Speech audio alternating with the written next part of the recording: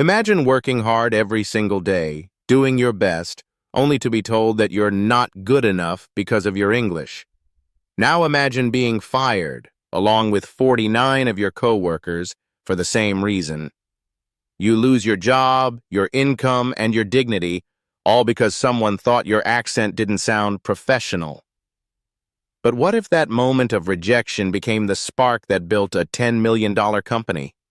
What if the very workers who were considered not good enough proved they were far more valuable than anyone ever gave them credit for? This is the true story of how 50 Filipino workers, fired by their Australian boss for bad English, came together, fought back, and built something incredible, something bigger than anything their former boss ever created. And by the end of this video, you might just rethink everything you believe about failure, rejection, and the power of people who refuse to give up.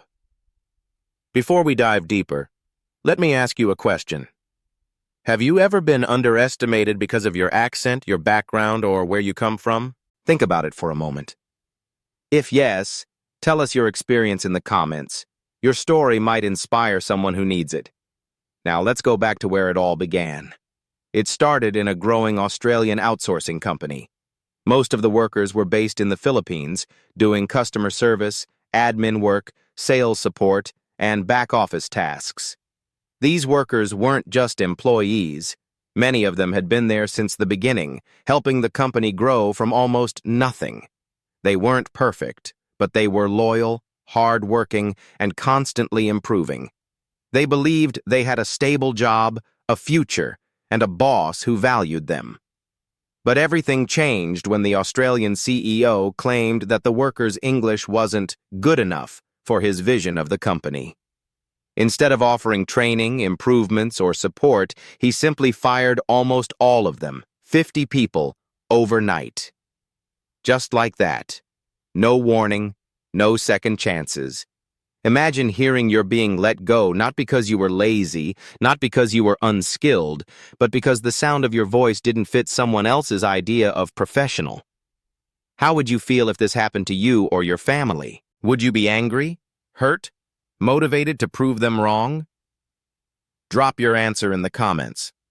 The workers were shocked, confused, and heartbroken. Many of them were parents. Some were the breadwinners of their family. Others had given years of their lives to the company. And now, they were told they were disposable. But here's where the story takes a turn no one expected. Instead of falling apart, the fired workers stayed in touch. They talked, shared ideas, and supported each other through one of the darkest moments of their lives. And one day, a small group among them had a crazy idea. Why don't we start our own company? At first, it sounded impossible. They had little savings, no office, no fancy equipment, and no powerful investors. But what they did have was skill, experience, and a deep understanding of how outsourcing really works.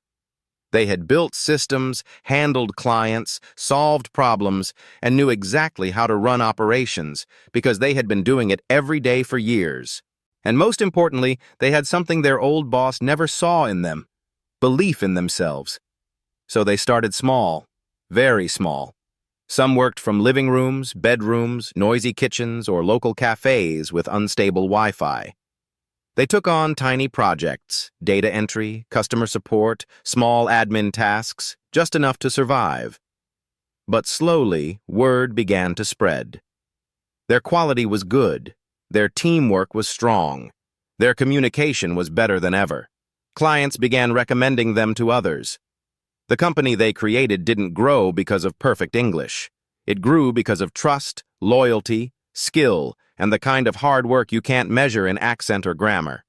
Month after month, their client base increased.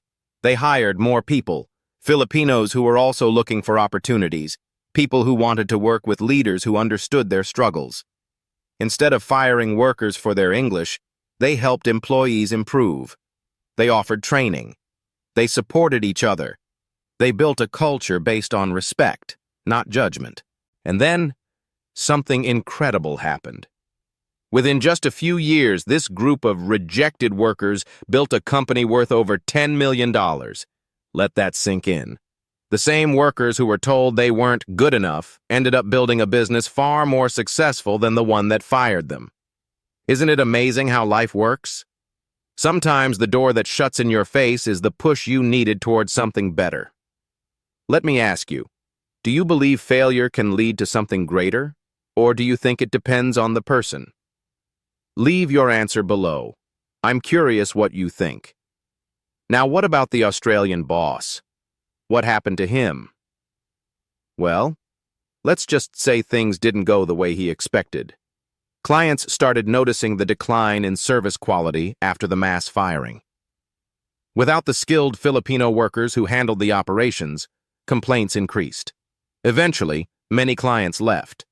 Some even signed with the new company created by the very workers he had fired. Imagine losing business to the people you once dismissed. It's almost poetic. But here's the best part of this entire story. The workers didn't build their company out of revenge. They didn't spend time talking badly about their old boss. Their success came from choosing to rise instead of staying bitter. And that's something powerful, something all of us can learn from. Have you ever turned a painful moment into something positive? A breakup, a rejection, a failure, a lost job? If you have, share your story in the comments. You never know who might be encouraged by your journey. As their company grew, they never forgot the people who helped them in the beginning, the ones who stayed, the ones who believed. They created new jobs for Filipinos. They built a company with fair treatment, training, growth opportunities, and respect. They showed the world that talent isn't measured by accent or nationality. Today, their company stands as proof that English fluency doesn't define intelligence. Accent doesn't define ability. And being fired doesn't define your future. Sometimes the people who are overlooked, underestimated, or pushed aside are the ones with the greatest potential. They just need the chance to prove it. And maybe that's the biggest lesson in this story. Never let someone else's opinion of you become your truth. If you're watching this and you've ever been told you're not good enough, let this story be the encouragement you need. You might not see it now, but the thing you think is a setback may actually be the beginning of something better. If this story inspired you, make sure to like the video, subscribe, and share it with someone who might need a little motivation today. It helps the channel grow and allows us to bring you more amazing stories like this one. Before we end, I want to leave you with one last question. What would you build if you stopped doubting yourself? Really think about it, and if you feel like sharing, drop your dream in the comments.